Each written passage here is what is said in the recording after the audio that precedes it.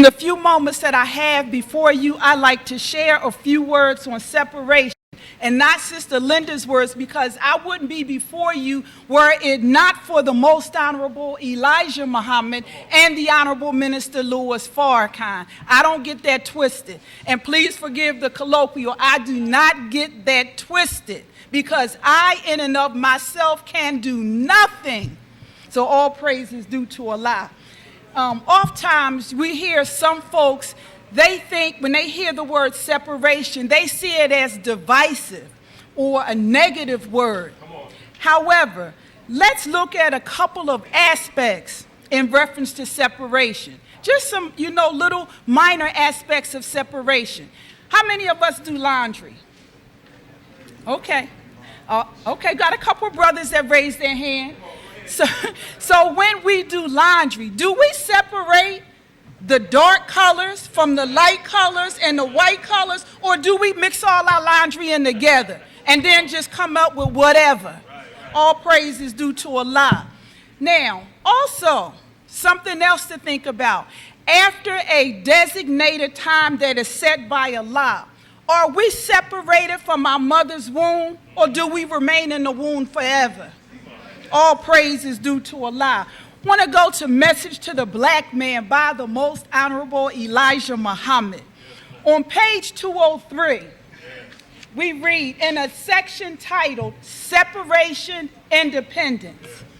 We cannot compete in business unless we unite and get some of this earth so that we can produce our own people's needs. It is the right time that we seek separation and independence for our nation from the evils of our open enemies and not the foolish things other organizations are doing. Also, in this same book, on page 204, the Most Honorable Elijah Muhammad states, it is far more important to teach separation of the blacks and whites in America than prayer. Think that over. I'm going to say that again. It is far more important to teach separation of the blacks and whites in America than prayer. All praise is due to Allah for the Most Honorable Elijah Muhammad. Going to go to another one of the books by the Most Honorable Elijah Muhammad, if you all don't mind, because like I said, it's not about Sister Linda. Were it not for those two men, I wouldn't have anything to say or be before you. In the book titled Our Savior Has Arrived, page 138, the chapter is titled God Helps Those Who Help Themselves. Not that we can help ourselves, but God helps those who help themselves. On page 138, we read, you do not want to be separated from your enemies, regardless of what kind of treatment you receive, and they do not want you separated from them, as long as they can hold you with them. You serve as a protection for them, and they know you love them and want to be like them. They will agree with you when you say separation will not settle the problem, while that is the main step to take from an enemy who will not do justice by you. Leave and go for yourself. We were not originally born with white people. We have just been among white people for 400 years. So why do you think separation is the answer to your problem with your enemy? That's a question the Most Honorable Elijah Muhammad poses. God himself wants to separate from his enemy, and you certainly are in the divine plan to be separated. All praise is due to Allah. Now, so that's coming from the books of the Most Honorable Elijah Muhammad. Let's go to the scripture, the Holy Quran, and see what the Holy Quran says about separation. All praise is due to Allah. In the Holy Quran, we read how Allah separated the night from the day. Let's go to chapter 28, ayat 71 through 73 say, do you see if Allah were to make the night to continue incessantly on you till the day of resurrection? Who is the God besides Allah who could bring you light? Will you not then hear? Say, do you see if Allah were to make the day to continue incessantly on you till the night in which you take rest? Do you not then see? And out of his mercy, he has made for you the night and the day, that you may rest therein, and that you may seek of his grace, and that you may give thanks. All praise is due to Allah. And additionally, family, there's a distinction between, or separation between the believer and the disbeliever, the righteous and the unrighteous. The chastisement for the disbeliever and the unrighteous is not the same as the reward for the believer and the righteous. And all praise is due to Allah. Staying in the Holy Quran, in chapter 32, ayats 18 through 20, the God says, is he then who is a believer like him who is a transgressor? They are not equal. As for those who believe and do good deeds, for them are gardens, a refuge, and entertainment for what they did. And as for those who transgress, their refuge is the fire. Whenever they desire to go forth from it, they are brought back into it. And it is said to them, taste the chastisement of the fire, which you call the lie. So again, separation, not something new or foreign or something that is unheard of. So if I like to just share a reflection on separation, the essence separation, see yourself as doing for self. The E in separation, expectation. Expect better, get up, and go to work and do better for ourselves. All praise is due to Allah. We can't and shouldn't expect our open enemies to do for us what we can do for ourselves. The P in separation, paramount. We must move with the utmost importance as it relates to stop asking others to do for us what we must do for ourselves. A, awareness, the first A in separation. We must have an awareness of the time and what must be done. And by the way, if we didn't know, the Honorable Minister Louis Farrakhan did a 58-part series on the time and what must be done. We want to go back and revisit that. Revisit the words of the Honorable Minister Louis Farrakhan. The R in separation, repair and restoration. The Honorable Minister Louis Farrakhan said that the repair of us has to come from the God who created us. So we can't look to our open enemy to repair us and restore us. That's not in his nature. Absolutely not. The second A in separation, absolute. We must be absolute in our conviction. If separation is what we say we want, then we can't be like the Holy Quran, wavering between this and that. Either we going to separate or we not. Either we want it or we don't. All praise is due to Allah. T, terminate. We must terminate the relationship with our open enemies. We can't have a love-hate relationship. Terminate it. Period, point blank, end of story. All praise is due to Allah. I, independence. The God declared our independence July 1930. We must be about the business of manifesting that independence, lest we're not grateful to the God for coming and giving us our independence. Oh, obedience. The Holy Quran, chapter 33, verse 71, we read, "He will put your deeds into a right state for you and forgive you your sins. And whoever obeys Allah and his messenger, he indeed achieves a mighty success." So there's something to be said about obedience to the God and the messenger. And lastly, and necessary. Mental and physical separation from our open enemies is absolutely necessary. The Most Honorable Elijah Muhammad says separation or death.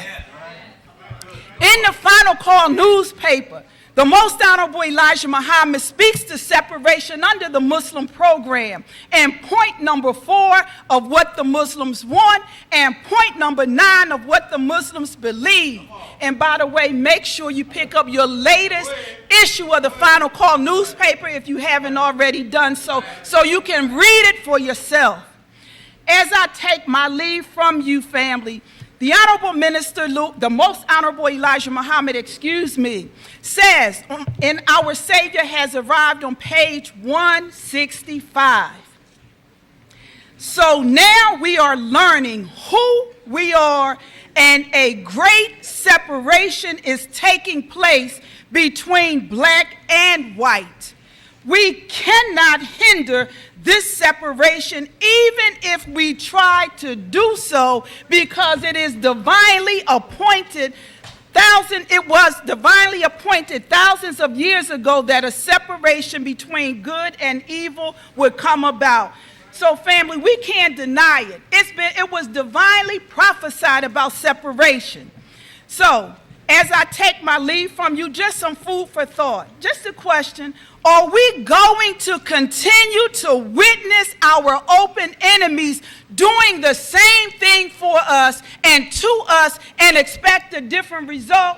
Somebody said that's the definition of insanity. If we think our open enemy wants better for us, we can't do it, family. So may Allah, family, please let us listen attentively to our guest speaker this morning. Please let us listen attentively to our beloved sister. May Allah bless and guide us, family, with the light of his understanding.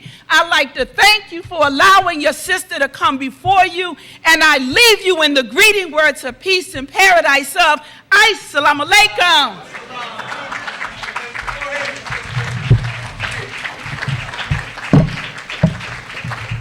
All praise is due to Allah. I am moving things around. We thank our sister for coming forward and giving us what she has just given us. The Spirit of Allah was truly in her. And as we are taught by the Honorable Elijah Muhammad, a nation can rise no higher than this woman. And as you can see, we in some good hands today by the grace of Allah. So thank you, Sister Linda, student in the ministry, for being here with us today. All praise belongs to Allah. We have a little turbulence up here right now, but we're going to correct it right away. Take that glass with you, brother. We don't need that. All praise is due to Allah. At this time, we're going to bring another speaker to the rostrum, and he hails from Atlantic City, New Jersey. He's our brother, student minister Michael Muhammad. Let's bring him on with a loving round of applause. Assalamu alaikum.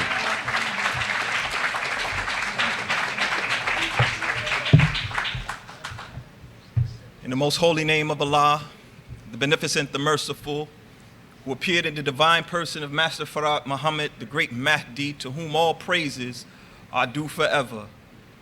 I am personally thankful to Allah for his intervention in our affairs, and we can never thank him enough for raising the Honorable Elijah Muhammad, the exalted Christ, and then some. And we can never thank the both of them for giving to us another chance to get it right through our beloved brother, the Honorable Minister Louis Farrakhan, who we know to be the Jesus in our midst, and then some. I'd like to greet you in their names, in the greeting words of peace, Assalamu alaikum. I really don't have much to say because Sister Ava's right here, so I will be very, very brief, and I'd like to thank our regional minister, Minister Rodney Muhammad, and the regional laborers for giving me the opportunity to serve here in the Delaware Valley.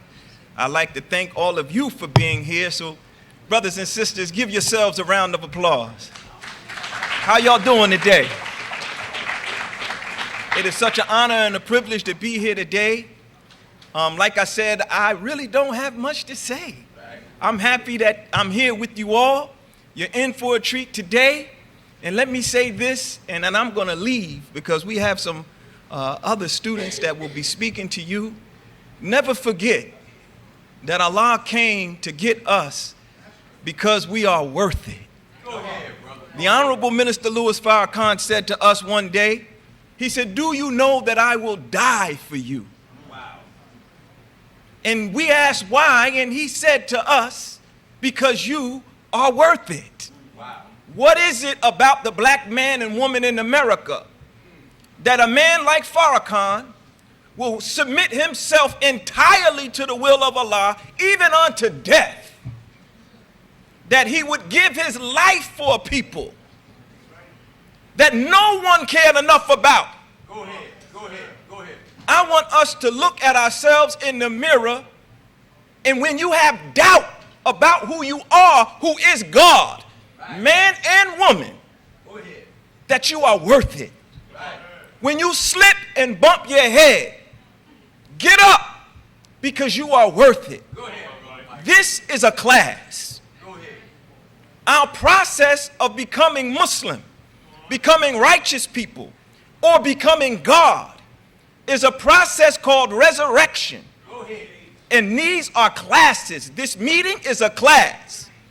So pull out your notebooks, pull out your pencils and your pens, pull out your pads, and get ready to take a ride, because all of us will be raised a degree above where we were when we walked through the door. Every time you come to a class like this, you should get something more out of it than you had before you walked in the door. So open your ears, open your hearts, and listen intently, because we're in for a treat today, brothers and sisters. And thank you very much for listening to me for these short period minutes. And thank you, all the brothers and sisters from Atlantic City, for your presence. Assalamu alaikum. Keep that applause going for our brother from Atlantic City, Student Minister Ava Muhammad. All praise is due to Allah. I'm not going to give you a lot of preliminary talk because we're going to move fast, because we want to get to our keynote speaker. And time is of the essence.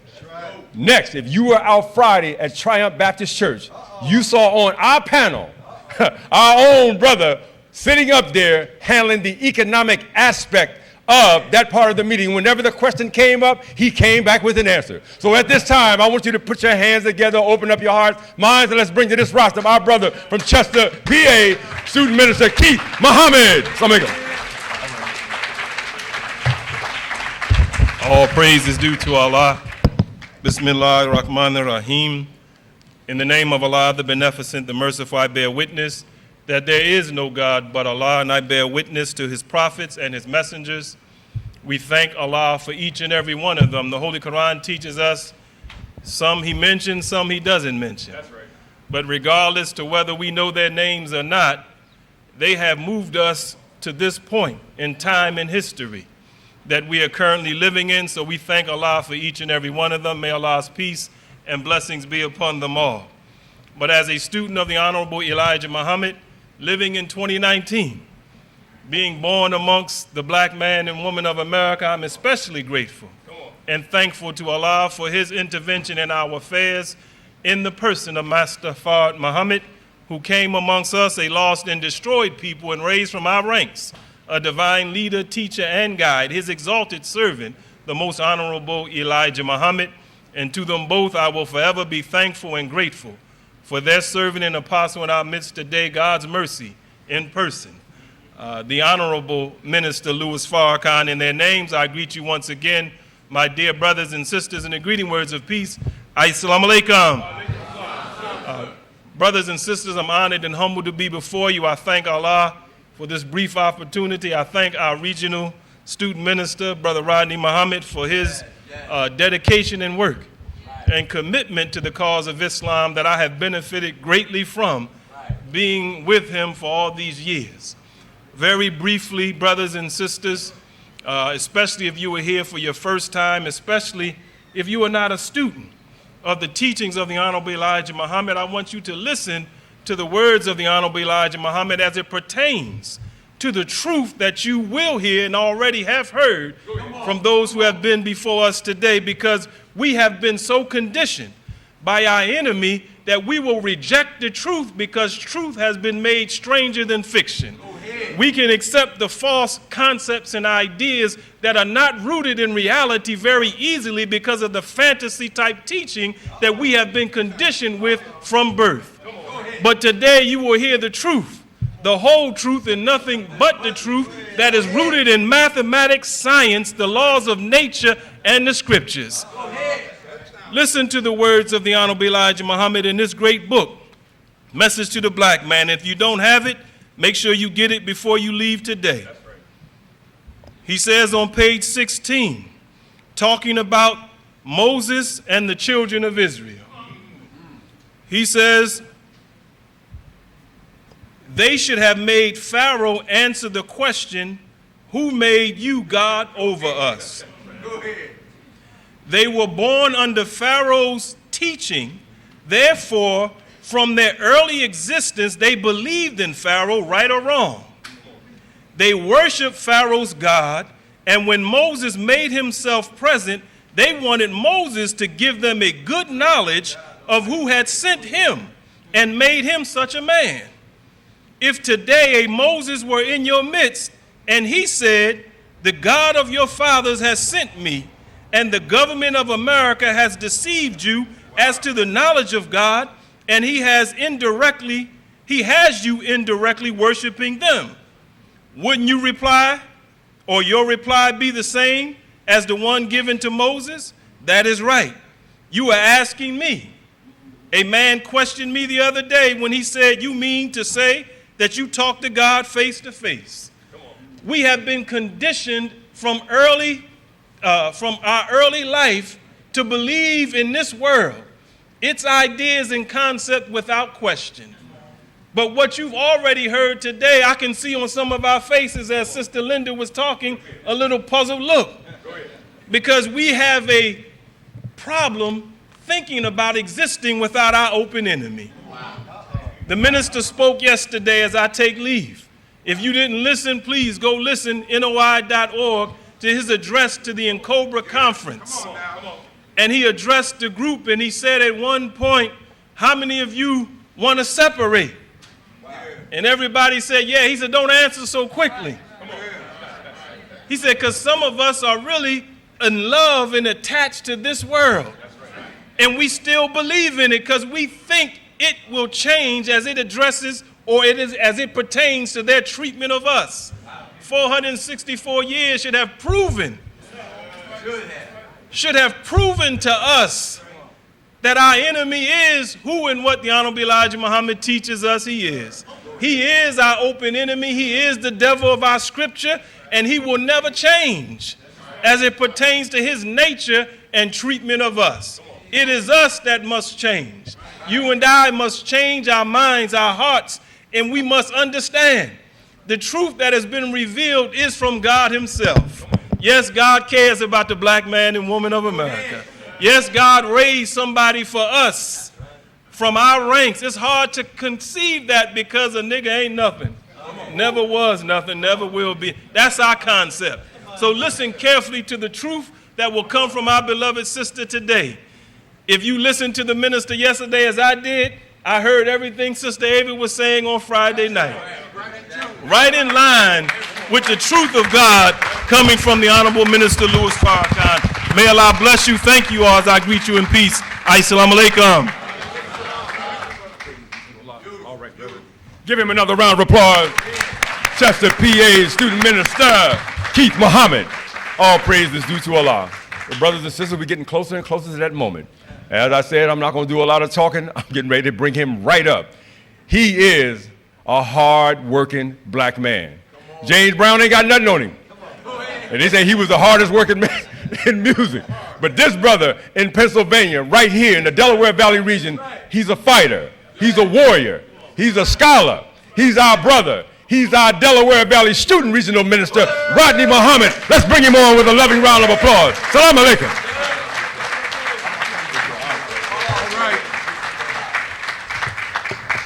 Assalamu alaikum. In the most holy name of Allah, the one, the all-wise, the true and the living God, we thank Almighty God, the revealer of all truth and the sender of all prophets, of whom we make no distinction, lest we make a distinction in the truth. The truth will never double-cross itself. Religion might double-cross you, but the truth will never fail you. In the day of truth, a lie is just a delay in the inevitable. The truth is going to bear out. We thank Almighty God, the revealer of all truth and the sender of prophets. So we thank him for Moses and the Torah, because there's truth there. We thank him for Jesus and the gospel, because there's truth there. We thank him for Muhammad and the revelation of the Quran, because there's truth there. And as a student of the most honorable Elijah Muhammad, I'm most grateful that Allah has chosen himself to intervene in our affairs in the divine person of Master Farad Muhammad, to whom praise is due forever. And because of his coming and making a wise choice for us in a servant known as a messenger Messiah, the most honorable Elijah Muhammad, who did not have a different teaching than the teaching of the Quran, he has a perfect teaching of the Holy Quran. The Quran is a perfect revelation, but Minister Farrakhan said a perfect revelation, you can't even get the value of it without a perfect understanding. Come on, somebody. A lot of folks done had this book a whole lot of years. But for Trump to be speaking in the Middle East, damn near did a khutbah.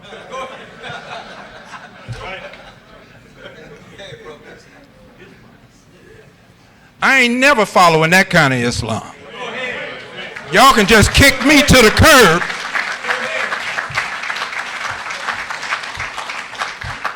And I thank Allah for the most honorable Elijah Muhammad. He went over there and came back, and they could not convert him. Anybody that's with Elijah, when you go over there, you can't get converted. So I thank Allah for the most honorable Elijah Muhammad and the war he waged in North America on our behalf. But I never met either man, so I stand before you eternally indebted because of their student, their apostle, and servant. But he's my leader, teacher, and guide, the Honorable Louis Farrakhan. All praise is due to Allah. I want to thank all of those that helped, the FOI that worked the streets to help us for our Friday night town hall meeting on separation. I really want to thank the Vanguard for being there all weekend for, our sister who is here, has blessed us with her presence for this weekend. And I thank all the laborers that have helped to work and all of those throughout the region. From the bottom of my heart, I give you thanks from us here at Mosque number 12 and all the guests that came out. We just getting started, but we got to go. Come on. This conversation had to come up sooner or later about separation. You ought to be tired of driving Miss Daisy. It's time to tell Miss Daisy you got somewhere to go. If she's lucky, she could catch a ride. But it's time to make a break with our open enemies. Amen? Amen. You can't grow a perfect flower in a pot that's broken and the soil is weak, absent nutrients, and no sunshine. When you look at the plant, it'll look withered. And you blame the withered state on the plant. but it was the conditions that the plant was set in that brought its failure. A black man can't fit in a white formula. The environment will not support you. It's not set up to support you. It's a broken land, just like a broken pot. The soil is weak because all the institutions that we feed from, the knowledge is too weak for us. If you climb out on a branch on a tree and you don't calculate your weight and the strength of that branch, you'll come tumbling down. That's what branch knowledge has done to the black man. The knowledge from your enemy and his civilization is too weak to hold your condition. Allah has set the stage. Branch knowledge can't get us out of this, but root knowledge could get us out of this. What about that? This is a time for root knowledge. It's what the people are really yearning for. We are not acquainted with the real book, which is universe. The Honorable Elijah Muhammad said, uni was one, verse is I spoke. We're born out of a book, a cosmic reality. Everything in that book called universe is seated in a principle and functions according to a law. When we're unacquainted with the principles and the laws in our own universe, we're tone deaf to the will of God. Because the will of God, the Honorable Louis Farrakhan teaches us, it is the power behind creation. You ain't just operating on your own. There's a power behind you that gets you up every morning.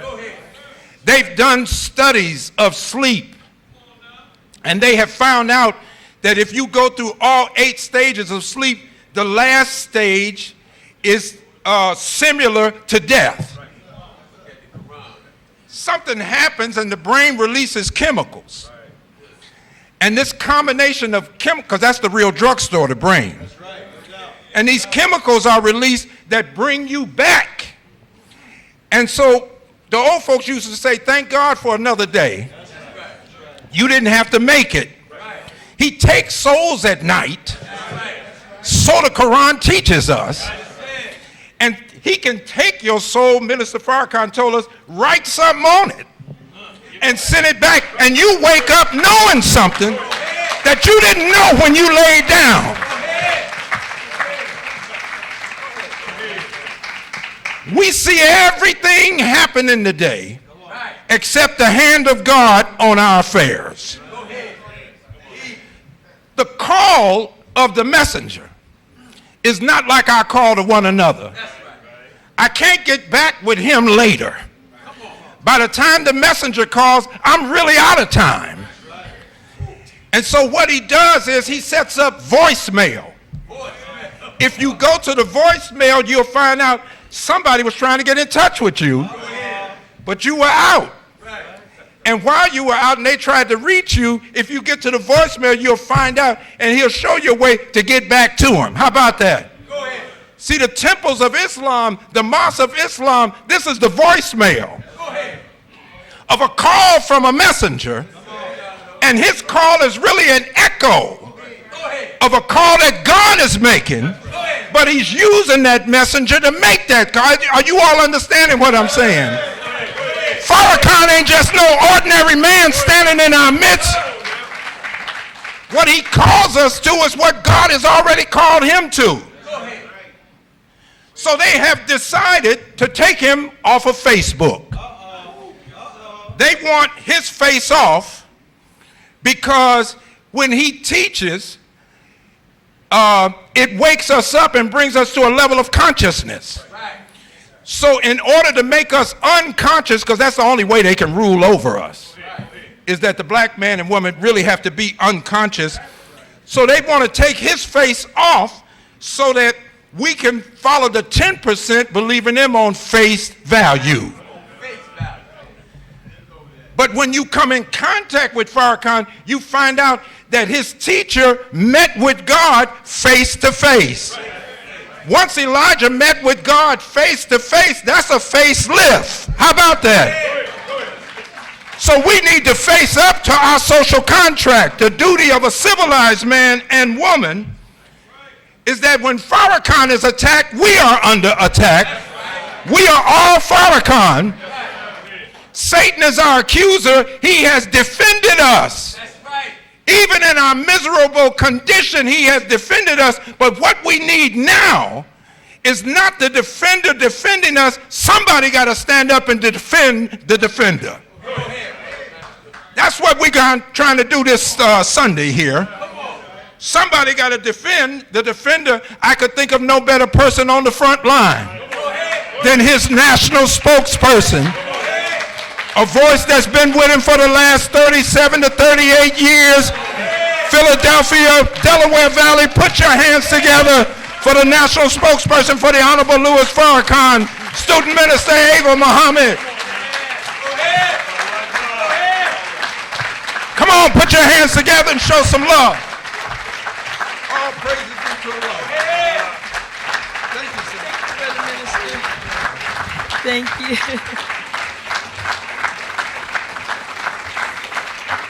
All praises due to Allah. Thank you so much. In the most holy name of Allah, the beneficent, the merciful, I bear witness there is no God but Allah. We thank Allah for his intervention in our affairs here in the hells of North America, in the person of Master Ava Muhammad, to whom praise is due forever. We thank Master Ava Muhammad for raising a grandson of slaves to become manifested as that one written of in Scripture, the exalted Christ, the most honorable Elijah Muhammad. We thank them both for their mercy in our midst, the bravest man walking this earth, and the best friend we've ever had. Thanks to Allah and his Christ, the Honorable Minister Louis Farrakhan. In those names, brothers and sisters, I greet you with much humility in the greetings words of peace of Assalamu alaikum. To the regional representative of the Honorable Minister Louis Farrakhan here in the Delaware Valley, Student Minister Rodney Muhammad. To the ministers who have come in from some of the surrounding cities in the Delaware Valley, to the laborers and believers who are here this morning, and to all of our friends and family and guests who have taken this morning to come and be with us here at Muhammad Mosque number 12 in the great city of Philadelphia. I want to express on behalf of my husband, Brother Darius Muhammad, and myself, our deep gratitude for this past 3 days. It has been absolutely phenomenal. I want a special thanks to my sisters on the Vanguard detail, student sister captain, brother captain, who's with the Honorable Minister Louis Farrakhan in Detroit, Michigan. He was there for the NCOBRA conference. And it's just starting with the town hall meeting on Friday night, which was packed. The invitation to have some words at Juneteenth celebration yesterday, which was so impactful on me emotionally. And then, of course, culminating in my favorite place, being among the believers.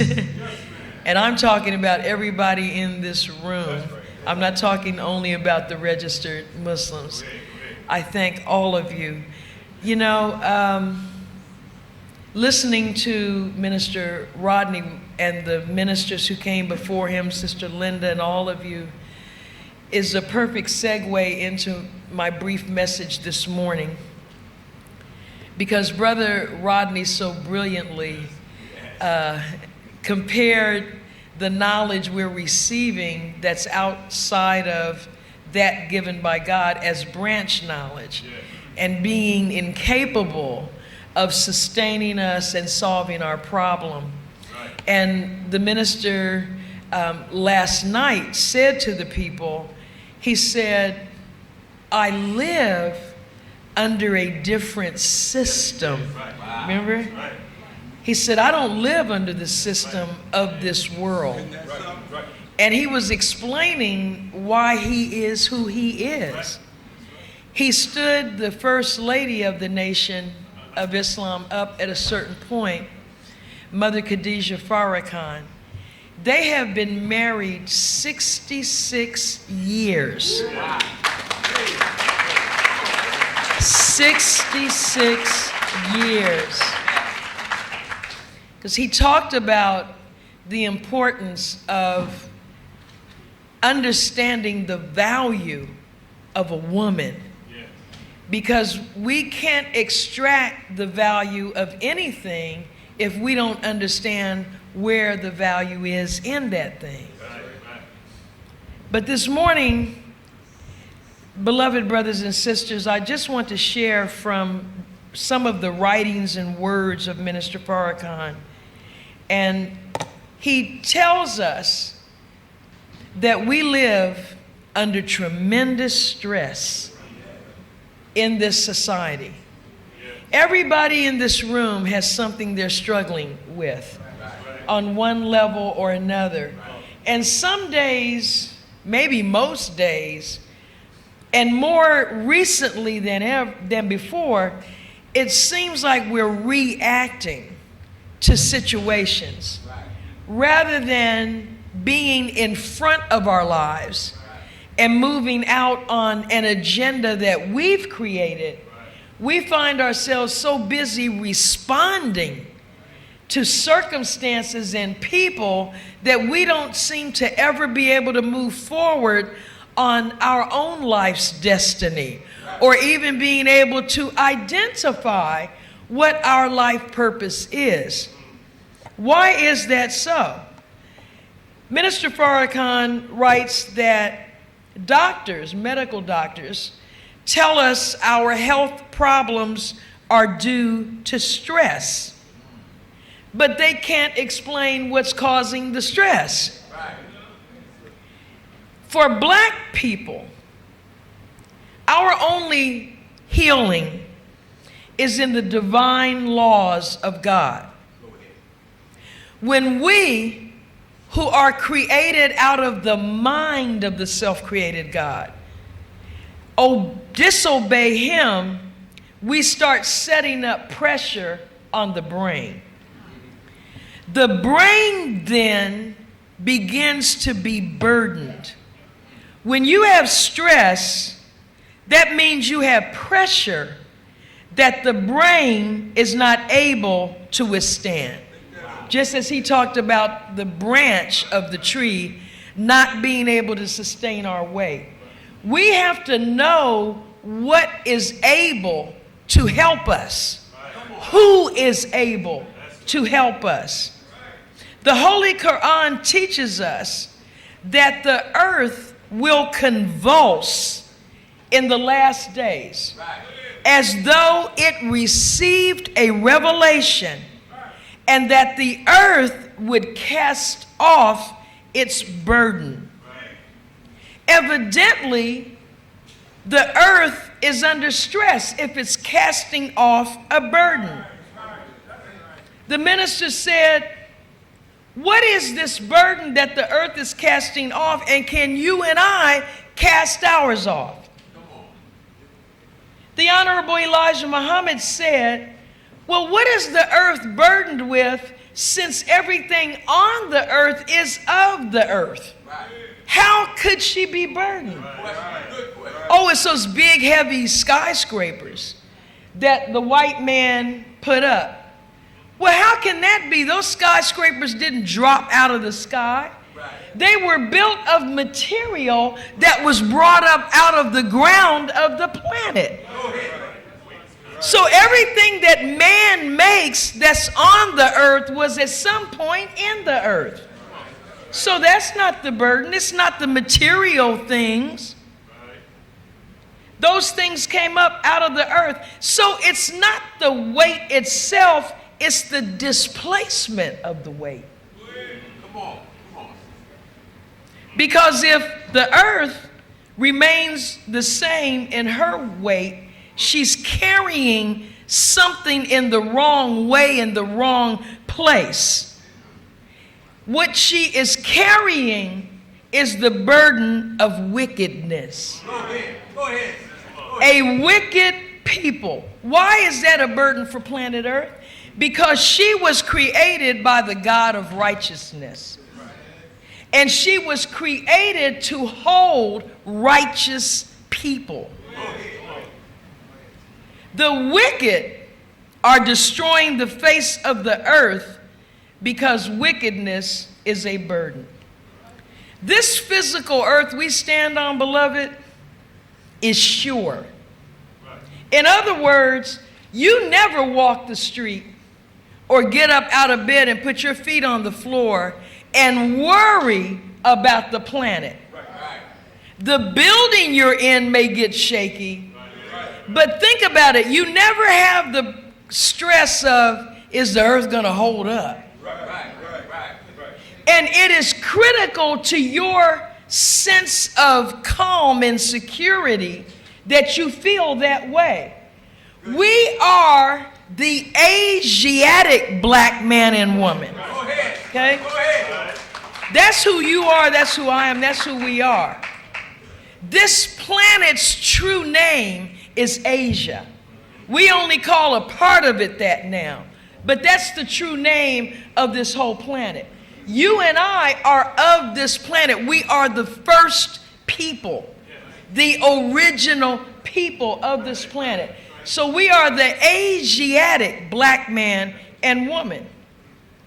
Now, no matter how much we weigh, the earth can hold us. And not only is it carrying us, beloved, it's doing a magnificent job. Because this planet is moving at a speed of 1,037 1/3 miles per hour. Now, have you ever been in an automobile going 100 miles an hour? Tell the truth. I'm just going to see what this baby can do. But you know how fast 80 miles feels. Okay, well, multiply that by more than 10. That's how fast. In fact, when you're on these planes, at their top speed, they're probably going at about 600 miles per hour. If you've ever been on an airplane and watched another airplane at a distance go by, it's mind-blowing. Because the speed, you can't fathom that you too are moving that fast. Jetting through the sky like a little gnat. You look out the window, which you don't maybe process, you also are going that fast at 600 miles per hour. Well, the earth is 1,000 and it's smooth as silk. The reason is the originator of the universe placed mountains on this planet. In fact, our ancestors placed mountains on this planet to stabilize it. They're the original engineers. So they made mountains using explosives. All of the mountains on this planet go as deep down into the earth as they go up above it. So when you look at Mount Everest at 29,000 feet up, understand that Mount Everest also goes 29,000 feet down as a security. It's a secure point. Mount Everest is not there to climb. It's not there for people to throw beer cans and smoke cigarettes. So now the earth is shaking the wicked off, the disrespectful, rebellious ones. You can hardly find a black person anywhere that has any interest and going to Mount Everest and climbing it.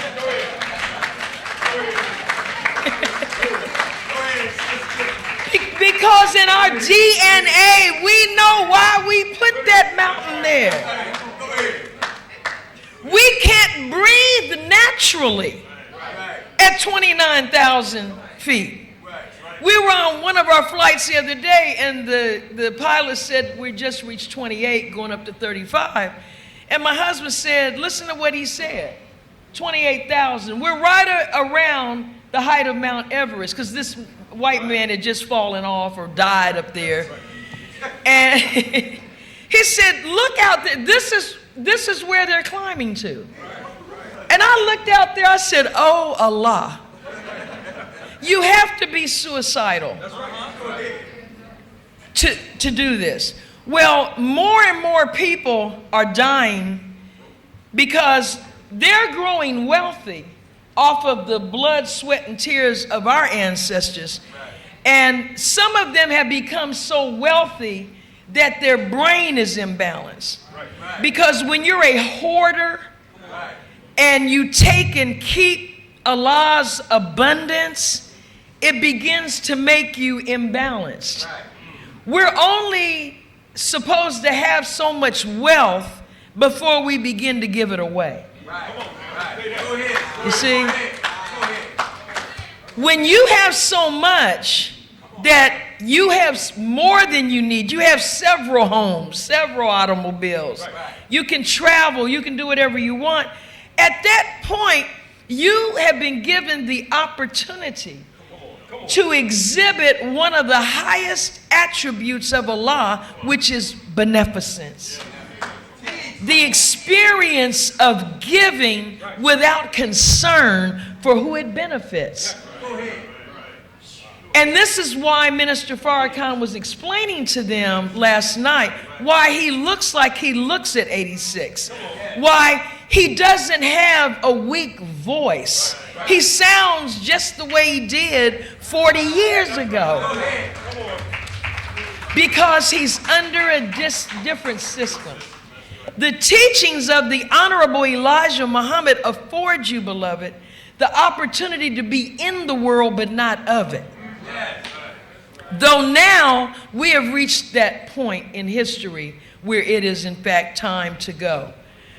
But I just wanted to open up with that Allah, God, created the earth to obey the law under which she is created. And that is what makes the earth dependable for you and me. Her revolution is regulated. You calculate her regulation like clockwork. So what regulates you and I? It is called the head. The head. What is this that sits on top of our body? It contains our thoughts. What thoughts are we thinking? Are our thoughts in harmony with the divine law of the Creator? The Honorable Elijah Muhammad said that Allah created us with 14 billion brain cells, and now, years later, the Caucasian scientists have confirmed. And let me just stop and say parenthetically, the Holy Quran is 1,400 years old, and yet it revealed scientific truths that are just now being understood and confirmed by Western white scientists. In the Holy Quran, it is revealed that the mountains go down in the earth as far as they come up. They just found that out a few years ago. Iron is a material that did not originate on the planet.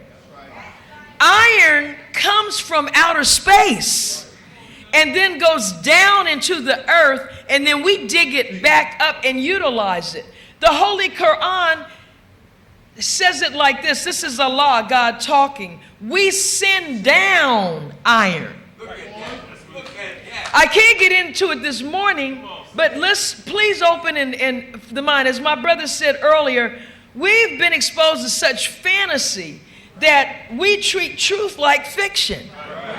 But the original material that you're made out of is actually stardust. It's stardust because you preceded the earth in existence. That's why we're called people of the sun. Allah created himself in the darkness of outer space, and then, as the Honorable Elijah Muhammad teaches us, he, first of all, said he needed to think, so he created a brain. Now ponder on that, because I'm still, when I heard that, I was like Scooby-Doo, you know. Okay. I'm still trying to handle that one. Okay, he needed to think, so he created a brain. But think about it. Somebody did this the first time. If you look at the wonderful, incredible magnificence of the human body, the intricacies of it, the mathematical and scientific based power of the human body, the 9 systems, the nervous and the immune and the cardiovascular, and all of it on autopilot. You don't have to remember to breathe. What happened to Ava? She forgot to breathe. She died. I sent her a text. Did you remember to breathe? You don't have to turn your heart on in the morning. Okay? Jump your nervous system. You know, get a battery. We don't have to. We should thank Allah for that. For that.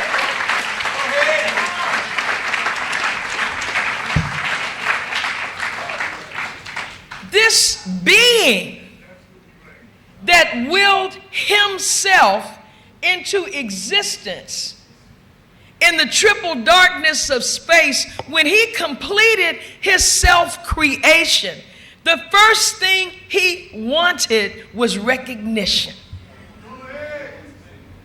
6 trillion years in the cold, dark space. Not dark like our night, that's just shadow. Dark that you can touch and feel. He wanted recognition. Water seeks its level.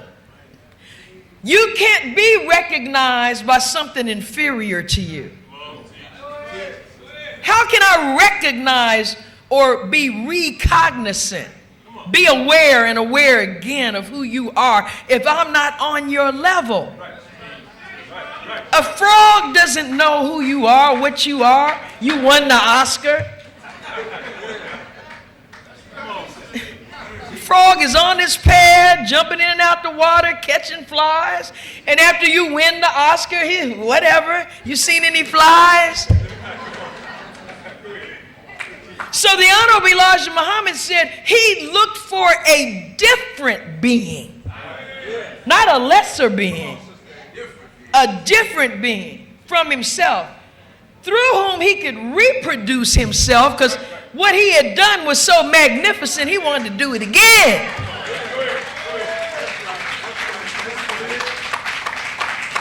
But water seeks its level. How do you reproduce yourself except through yourself? So where did he go to create this creature? He didn't go to Match.com. He went inside his own mind. And from himself, he brought forth a second self called woman. She didn't come from no rib, no 6,000 years ago. She's from the mind of the self-created God. And she was with him when he said to the darkness, "Let there be light." That's in the book of Genesis. Who is he talking to? He's talking to the dark. He's giving an order. Let there be light. He's telling the darkness to step back and open up. Let the light out so the light can shine and reveal to him all that he is over now. He's the authority over all of it because he's the first one to come out of it. So he's claiming what's his. And I'm taking all this to a point. So the Honorable Elijah Muhammad said, when we talk about the attribute of beneficence, being the second highest, the highest is mercy. In our prayer, in the name, Bismillah ar-Rahman ar-Rahim, in the name of Allah, the beneficent, the merciful. That's not what came out of that darkness. Not beneficence, not mercy. The Honorable Elijah Muhammad said he was a warrior. Come on. He went to war with the darkness because the darkness was resisting the command. Oh, so you're not going to show me? He willed, and his woman is right there with him. He willed the sun into existence. 93 million miles from where he was. He willed the sun into existence and used it as a weapon to force the darkness to give up everything. That's the first light. That's why you're called the people of the sun. You see? So all of this climbing Mount Everest and making manufacturing fake and synthetic bottles and commodities and throwing them in the ocean until you have an island floating around right now that is the size of New Hampshire and it's made entirely of trash. This is what has to be thrown off. It's not that it weighs more, it's what it consists of and whose mind it came out of that makes it a burden.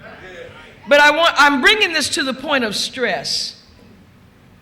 The black man, and the minister said last night in his talk, he said the enemy has completed the destruction of black men 99%. And he appealed to the black woman to show patience, to continue, just hang in there, because he's coming out of it. But when you think about being alone for 6 trillion years, this is why you brood so much. But it's also why you are territorial by nature. Now, the devil knows this. And the devil works day and night to disconnect the black man from the nature of who he is and push him to the opposite of where he belongs on the spectrum. So he breaks up the black family. He makes the woman come out of her nature, which is a nature of femininity and the nature of the maternal instinct, a comforter, a consoler, highly intellectual, but a source that when he comes out of the world, you and I are there to help him make sure that the stress of the battle with God's enemy doesn't take him out. So what the white man did was step in between the black man and woman who have been together since before the beginning of time. Before there was a sun, there was the black man and woman together.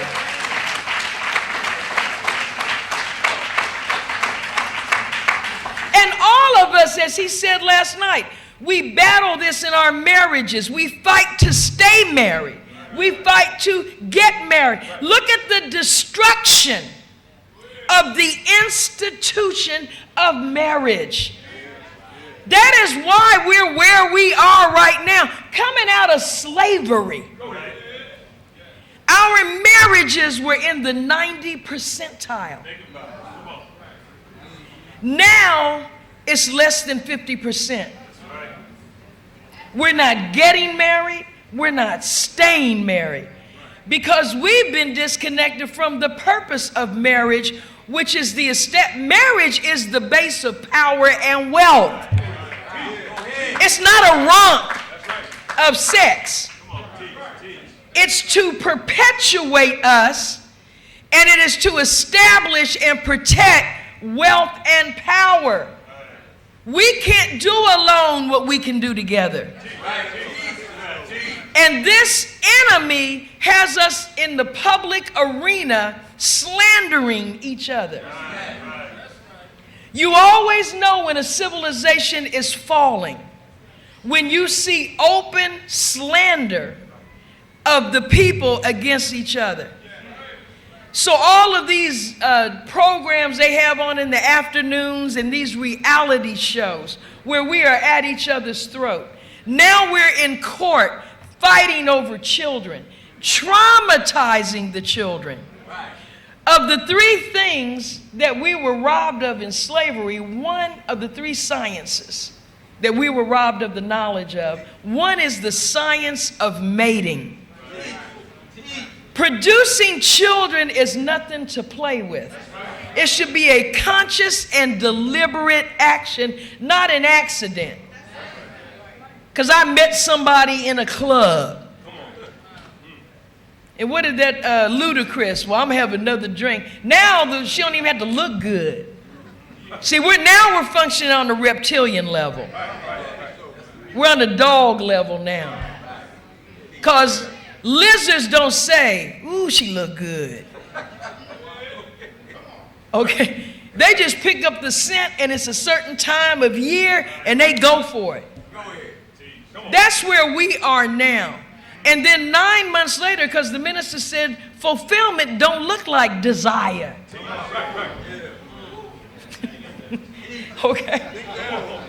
So we have a good evening, and 9 months later, here's a whole human being. You see? God created us to think right. And I'm not going to be long. I'm going to close in the next few minutes. Allah, God, never created the brain to think wrong. And we know when we're thinking right and when we're thinking wrong because our brain is created to feed on Allah's creation. See, the Bible teaches God created the heavens and the earth with truth. The Holy Quran teaches Allah established the heavens and the earth with truth. So our brain literally is created to feed on truth. And when we think in the bounds of truth, we're thinking right. When lies and deception and falsehood gets introduced to the brain, we begin to think wrong, and that opens us up to entertain falsehood. That's where men and women begin to meditate on deception. Then we give our lives and the power of ourselves to that which is false. And we start destroying the power of the brain to do what it's meant to do, and that's bring up vision. See, remember when I talked earlier about we're under stress because we're gods. We're force and power, beloved. We're the highest life form. Okay? So you're here to exercise force and power. You are here to get up and decide what you want to do that day. Not have to run and punch a clock at somebody's job that you don't want to be at, but because you got to pay somebody money every month for a roof over your head. When you created this planet, and now you're paying somebody to rent a room, kill. And under the stress, we go out and try to get some weed or some cocaine or some alcohol or some sex or go eat some fake food at McDonald's, something to calm us down. That's what's going on in our community. You see, the minister said that, and I think Brother Rodney said it when he was up here, that when we sleep at night, our soul is returned to the Creator. And sometimes we don't get it back. So the family or whoever we're with finds our body there, but we're no longer here. Because this is a house, this form. It houses us. It's not us. It's the third dimensional manifestation of us. It's how we move through this dimension. We existed before this and will exist after this. This is a brief experience we're permitted to have on an eternal journey. Okay? But as he said, sometimes Allah will write something on your soul. And that's why you'll wake up and say, wow, I had this idea or I saw something. But what happens is we kill it. We don't allow it to have life. Like you said about the flower growing in a broken pot. See, the devil has broken up the pot. The intellect. He can't control your spirit. But he can manipulate your intellect so that your intellect disconnects from your spirit. And you're not able to bring into existence what that part of you that is God wills you to do. So you disobey the messages of God that are coming from right within the self-accusing spirit within yourself. And I'm talking to me as well. The black man is territorial. We have never been further away from where we are now than from God than where we are now. As you walk and ride through our communities, our men, the ones that are still alive and not locked up, they're just standing around in clusters. Then here comes the crane, here comes the shovel, and somebody's digging, and all of a sudden, there's a apartment building there, or there's a store there, or all of a sudden we can't breathe anymore because something's been inserted in the ground. We don't know what is being done right in front of us where we live. How did these foreigners come in and open up stores? It is the nature of the man to protect the woman. Why? I mean, that's at the core of a man. He will absolutely, if he's himself, and you even look at his woman too long, he's ready to fight you. If you touch her, he's going to take you out of here. That's the nature of the man. So how did we come, and it's your nature, sister, to die protecting your baby? I was in Richmond, Virginia. We were in Richmond, Virginia, my husband and I, last weekend. I look in the black paper, Brother Minister, and I just said, I can't do this anymore. I'm reading about a 17-month, I didn't say years, a 17-month-old baby girl killed from injuries sustained from a violent sexual assault.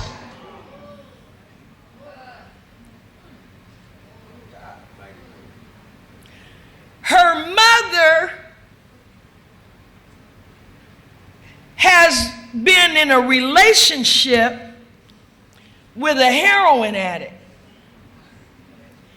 And her mother went to the store and left her in the care of the heroin addict. And this is what he did in her absence. When we're in our right mind, we would never do that. We're giving our children away. A bear, a lion, a zebra, a dog, a beehive, they will fight you to the death over their offspring. The minister told us, stop standing around videotaping on our cell phone the police coming into our neighborhood and shooting and killing and beating our people. Nobody should ever come in among us and put their hands on one of us and come back out alive.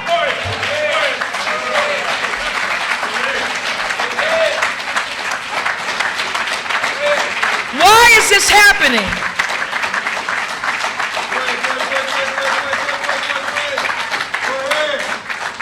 So I talk about that baby girl, and I was told by the believers they arrested the man on other charges, but they haven't charged him yet with her murder. And have you noticed, the shooting, saw him this morning here in Philly, 9 times out of 10 when it's not a outright officer on duty murder, there's no suspects, they're investigating. Never can find anybody that did it. Because in some cases, it is the police. Those cases where we outright see what they do that make it into the national and local news, that's a drop in the bucket of the killing of black people that's going on. And if a black person doesn't have a family, doesn't have a support system, who cares? But you hear these cases. Somebody walked up to a car the other night, and he's giving the news. Someone approached the car, and there was a couple sitting there, and they just killed them. That's not us. That's not us. That's not who we are. And the few of us that have come to that, they got to go too. See, we need a purge in the house. Because I asked the believers in Richmond, were they arresting him for this? I'm like, why is he still walking around? I would love to, and me and my husband, we would love to encounter him. Like, man, like they said in The Godfather, so what happened to Paulie? How's Paulie doing? Oh, you ain't gonna worry about him no more. See, some things are non-recurring events. You got one time, okay? And we're not going to put you up in a room, in a jail cell and feed you. See, you're a beast now. You're just like our captors. And that's why they owe us so much money, because of what they've done to us. But we have to bring our lives in order by the law of God. The minister said last night that the ego, that's what's holding us up. Ego. That's why his course, Self-Improvement, the basis for community development, is so critical to our growth. The ego always wants to express itself to the destruction of the group. See, never mind what's the greater good. I want. You try to get us to move together. I want to live by the airport. Well, I want to live over here, and I. We have to return to obedience, to the will of the Creator. He said to the older people, stop envying the youth. You know, we, as a result of slavery, have a very unhealthy relationship with our young people. See, because we've been robbed of our natural self, we don't try to prepare a future for them. And until we think like that, this is where we're going to be. Grinding metal under white people. You have to be willing, and I have to be willing to sacrifice for the future, because through them we will be here. It is their turn now. Slavery gave us a posture. Well, I learned, they got to learn. I went through it, they got to go. Why? If you went through it, then why don't you explain it? So they don't have to.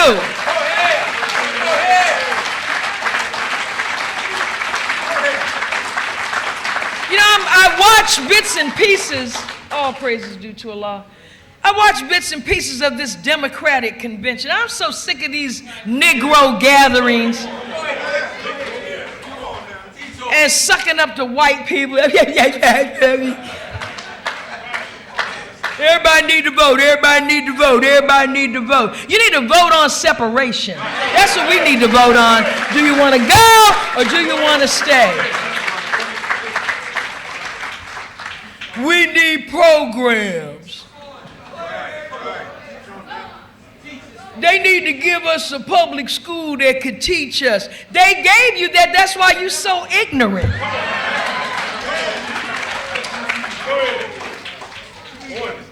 You're a manifestation of what they've given us. Okay? Stop this. True freedom. And I'm coming down to the end. I want to say this too from the Muslim program. I want to read and we need to reread. Number 4 of what the Muslims want. Number 1, we want freedom. We want a full and complete freedom. Didn't get it, ain't gonna get it. Number 2, we want justice, equal justice under the law. We want justice applied equally to all, regardless of creed or class or color. We're not racist. Justice, didn't get it, ain't gonna get it. Not after 450 years. We want equality of opportunity. We want equal membership in society with the best in civilized society. Didn't get it, not gonna get it. So here we are at number 4. We want our people in America whose parents or grandparents were descendants from slaves. He didn't say Muslims. He didn't say Christians. He didn't say agnostic, nationalist, bewildered. He said, if your parents or grandparents were descendants from slaves, that's all of us. Okay? We want to be allowed to establish. That's the word I want to look at. Establish a separate state or territory. Because people among us, scared people, always well, how are we going to govern ourselves? There's going to be problems. What are we doing right now? What is happening to us right now? Oh, they're going to kill us. Gonna?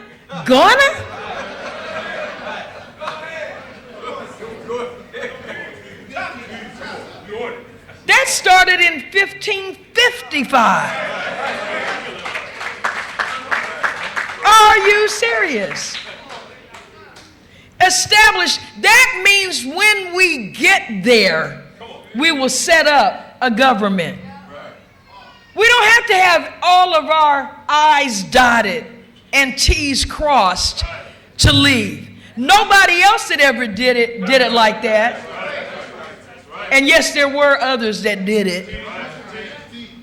starting with the United States of America.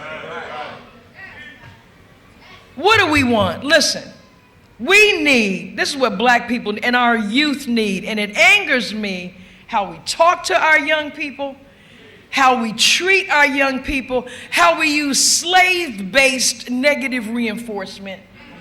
Don't get pregnant. Don't get on drugs. Don't go to jail. Don't drop out of school.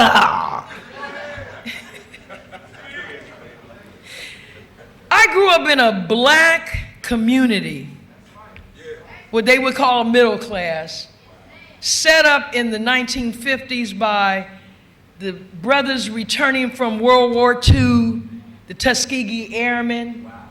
My father, teacher, who's a teacher, doctors, lawyers, dentists, landscapers, day laborers. If you were black, you were together. My teachers were black. My dentist was black. The mail carrier was black. Okay?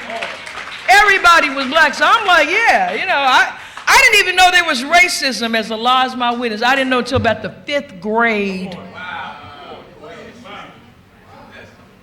This is the truth. I vaguely knew about white people because we saw them here and there down. I didn't know the battles my parents and our parents were fighting behind the scenes and the cocoon that me and my peers were being kept in and protected from, you see? But I know that life, and that's why I'm fighting to get it back. Because integration destroyed that. There were communities like that all over America. And even when we didn't have as much in certain areas, the black man went out and was making things happen.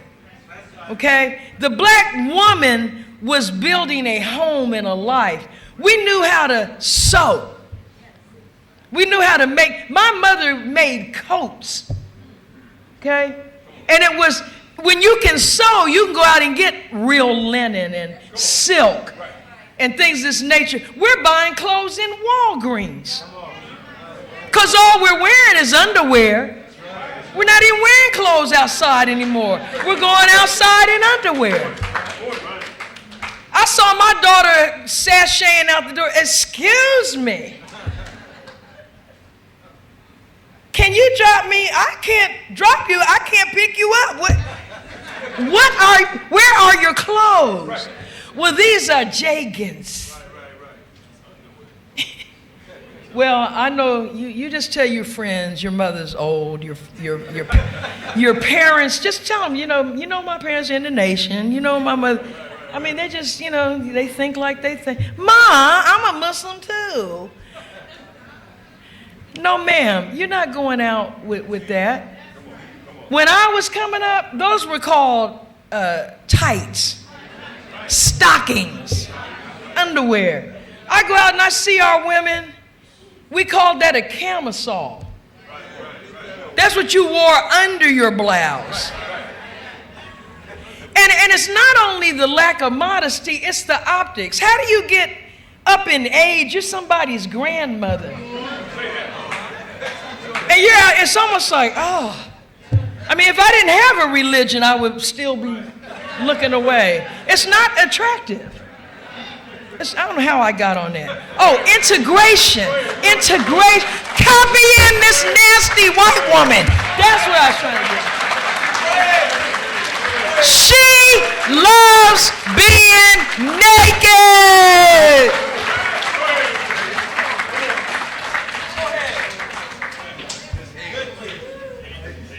That's what it was. But true freedom is the power to make choices.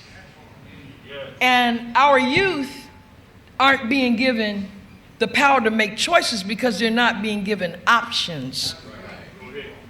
If you didn't get picked in the NBA draft, if somebody didn't take your record, if you're not selling drugs, then what are you going to do?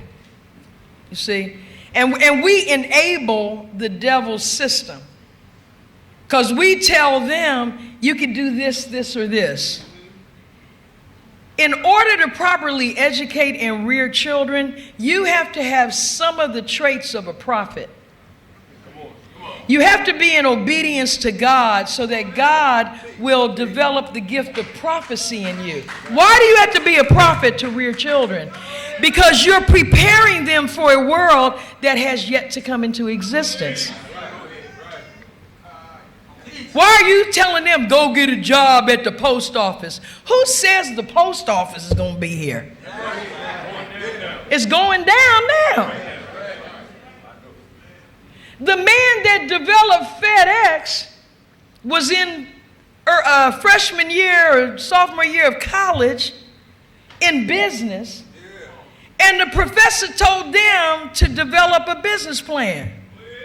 He comes back with an idea for delivering mail overnight. They gave him an F.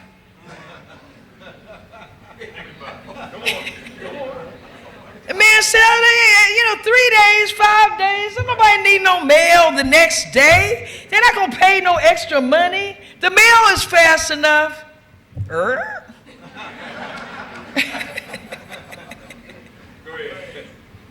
The man that developed Starbucks coffee, he had visited Europe and saw how they put so much value on fresh coffee from the best coffee beans, ground right there in your presence. In America, they're drinking coffee out of gas stations that's been sitting on a hot plate for 9 hours, knock you out with the smell. So a man said, I'm going to open up some gourmet coffee shops. And they said, ain't nobody, coffee's 20 cents a cup. Because he said, mine's going to be about $2, $3. What? Yeah, the other day I just paid $7 for a grande mocha in the airport. You know, they hold you you're a hostage in the airport. $7. I said, excuse me? Where you gonna go? She didn't say that, but she looked, I said, okay. Well, look at what happened. There are people that will pay to have their coffee customized who will pay for that experience. All right. My point being, if you don't have vision, you can't rear children. Because you're going to confine them to the present. The Honorable Minister Louis Farrakhan said our children, and I'm done, were born to solve the problems of their time. So they are more intelligent than us. Our value is we know more than them because we've been here. See, I can tell my daughters, because I've been 22. It's starting to fade, it's so long ago. But where you are, I've been there, so I can help you maneuver. But your intelligence level, that's why on the phones and on my iPads, I'm sitting there, I don't know how to get this to send this. And my daughter, oh God. And I'm like, yeah, she did it. How did she do it? My 3-year-old grandson called my daughter last night. Amira called me. He said, how you doing, Auntie? What you doing? And his mother's like, oh, I think he must have accidentally. My daughter said, they ain't accidentally done nothing. He called me. He can read my name and see. He took a selfie when he was 4 months old. He did. I'm not saying that as, he did. He did. This is who we are confronted with. So we have the duty. The minister said it may take us 50 years to complete. Didn't he say it last night, beloved? To complete it, but we're required to move out on it. Let's get it going, all right?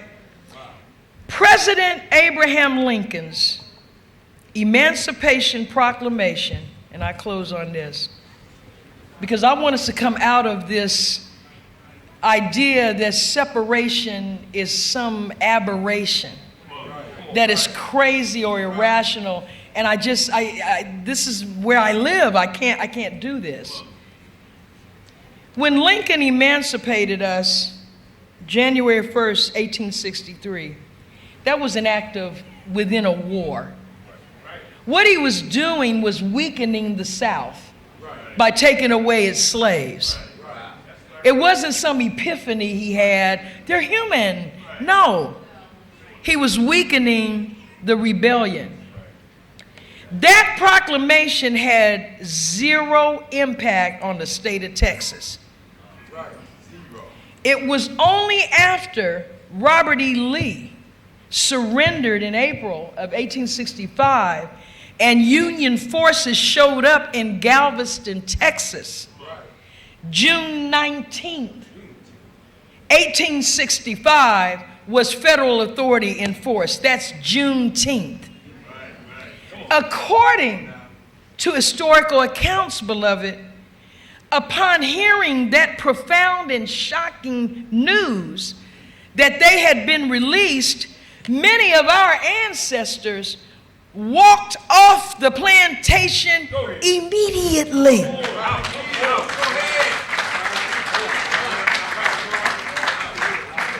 Many stayed, but we don't see that in the movies and the film. Many left, though they had nowhere to go. The number one goal for most of the newly emancipated black people was to find family members.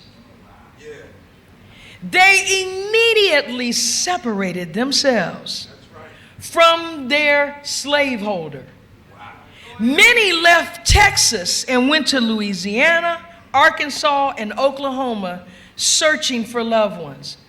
So celebrating June 19, 1865 served at that time and serves now as relief. It's relief for a moment from the extreme pressure, as I open with pressure, of seeking freedom, justice, and equality in a country that refuses to confer full citizenship on its former slaves. So Juneteenth was and remains a time for a shattered black community to get a little bit of restoration and repair. Pray, break bread together, enjoy recreational activities. Now, 89 years before Juneteenth, the all-white, all-male, mostly slave-holding members of the Continental Congress, right here in Philadelphia, approved by a vote of 12 of the 13 North American British colonies. That's what it was called. Now, we're slaves. They've been holding us since 1555. They didn't become a nation until 1776. It was us that took them to a point where they could even function as a nation. 12 of the 13 North American British colonies voted to officially separate from Great Britain. New York abstained. I don't know what that was about.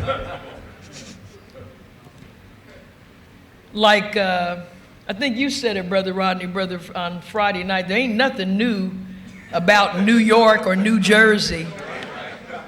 Okay? But the document that they approved of was written almost entirely by Thomas Jefferson.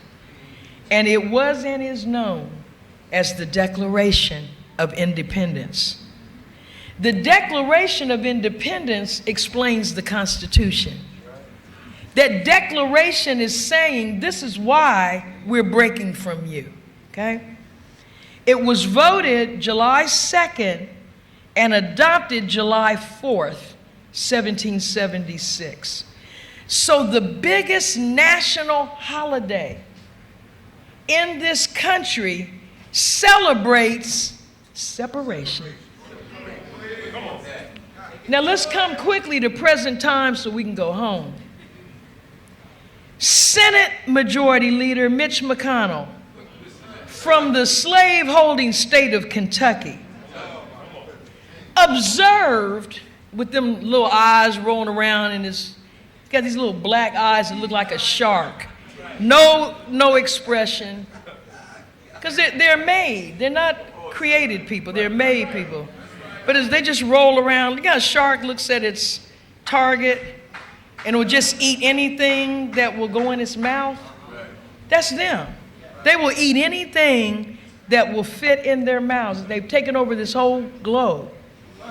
But he said, well, I don't think it's a good idea to have reparations paid because, number one, it happened, something happened 150 years ago when none of us were living, like it was a car accident, a single event. Something happened 150 years ago. None of us were living. Then he comes back and says, to expound on it, we gave you civil rights laws. Wait a minute, here's the coup de grace. We let you have a black president. We elected, did he say it? We elected a black president. First of all, hypocrite, you were vehemently opposed to Barack Obama being president to the point where you were not at the inauguration. You were down the street with your cohorts in a meeting committing to destroy his presidency, and you spent 8 years trying to take him down. You lying, hypocrite devil.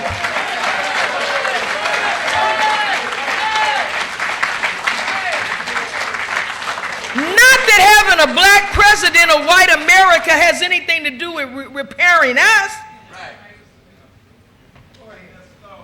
Those statements, though, I'm only bringing them because what he said is the mindset of white America. I've heard them make statements like, you have Oprah, you have Michael Jordan, I mean, you have wealthy blacks. We have to ask ourselves, do we want to be around people with such a damaged perception of reality? Or should we consider separation? Should we demand, along with the Honorable Elijah Muhammad and the Honorable Minister Louis Farrakhan, should we demand the allocation of land right here in North America, in the country we made powerful and wealthy? Those 13 colonies, beloved, did not melt into some single entity. Each one of those 13 colonies, and ultimately 35 more on the continent, and 2 additional ones not on the continent. Alaska, and then one way out in the Pacific Ocean, Hawaii, all became free, independent states. See, what is the Honorable Elijah Muhammad saying? He said, establish a separate state or territory. I'm showing you this is how America is constructed. We're not crazy. It's already built to accommodate what we're talking about. 50 states bound together in a political union called the United States of America. Each state holds governmental jurisdiction over a separate and defined geographic territory and shares its sovereignty with the federal government. Americans who are citizens, meaning white people, are citizens of the federal republic and citizens of the state where they reside. No federal approval, no state approval is required for us to move between the states. Everyone is free to go. You can say, I'm moving to Atlanta. You ever think about that? That you could just wake up and say, I'm going to move to Atlanta? In Europe, if you left Pennsylvania and going to New Jersey, you got to go through customs with a passport. 4 of these states use the term Commonwealth because that's how they want to be known. No 2 states of the 50 are identical in how they function. Every one of them has their own flag. Every one of them has their own, I should have brought it, constitution. Everyone has their own government. They have executive, legislative, judicial branch, but guess what? They don't have to. There's no law that requires it. The 10th Amendment to the Constitution said the state has any power that the federal government doesn't already have. They each state controls the education in it. Each state has a National Guard and a military defense and police. Each state has public goods and services, electricity and gas and water. That's not federal. Each state does that. Social welfare programs.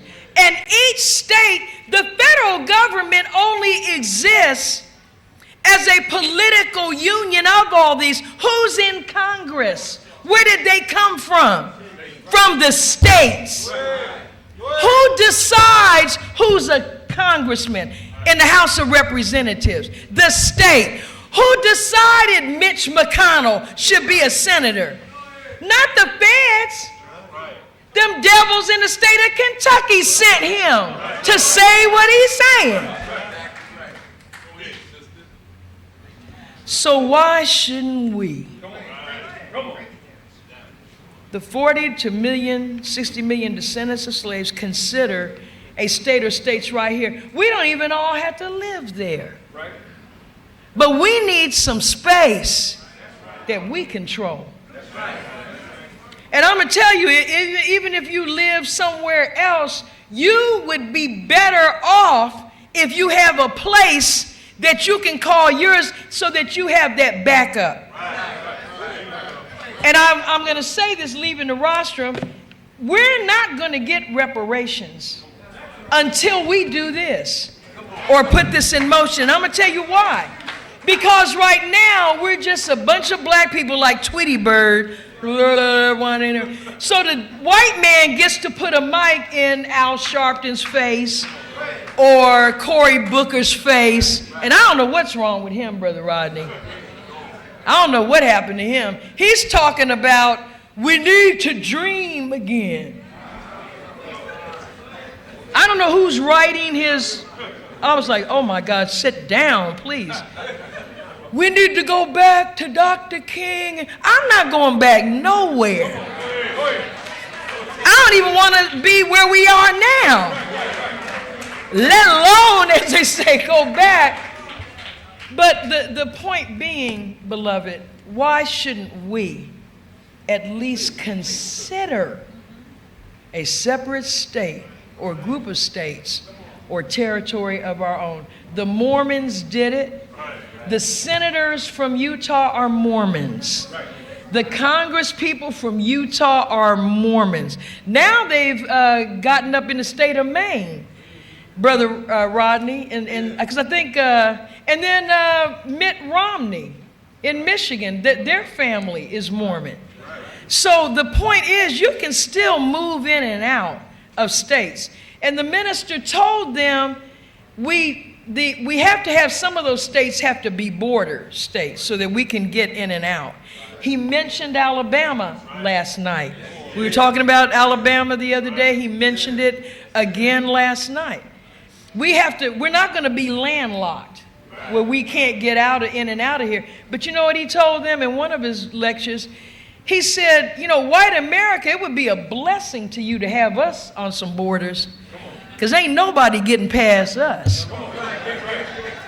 Trust and believe. If the Muslims, anywhere we are, it's always going to be peace and good behavior. I really wish Dylan Roof had come to our study group. Okay. May Allah bless us all with love and the light of understanding. Assalamu alaikum.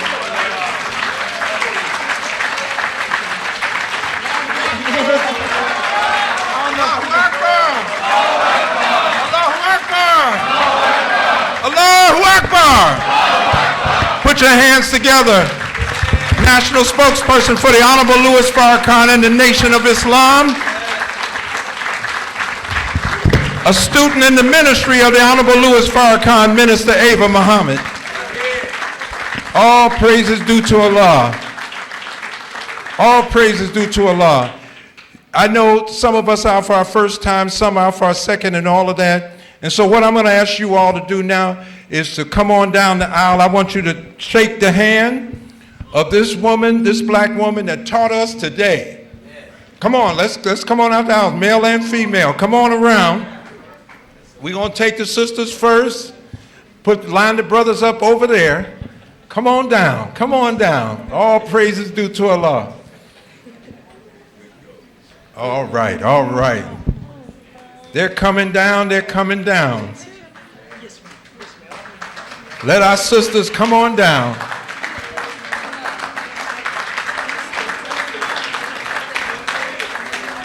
Pam Africa is with us today. Yes, yes.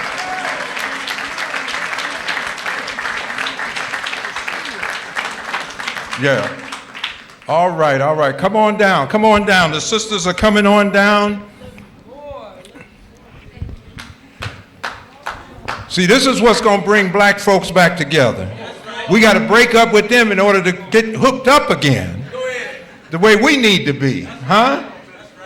That's right, that's right. All praises due to Allah. We want 10 states. Not a neighborhood less. We're going to need this space. I have some ideas. We need to set up shop. They ain't going to let us do it here. Oh, my goodness. I mean, yes, yes, yes. All praises due to Allah. We thank you all for being out. Now, all the brothers up? All the men up? Where are they? All praises due to Allah. We thank all of you for this weekend. We had a wonderful session on Friday night. Here come the brothers. The brothers are coming on down. Black men coming on down. You ought to feel a little stronger after a message like that. We got some support up in here. We thank you all so much for being out. Did you learn something today? Now we're going to have to keep reading up on separation now, because so many people have done it. So many people in Cobra has done a lot of study on all the folks that have gotten reparations. But the first reparations is recorded in the book of Exodus, right there at the 11th chapter.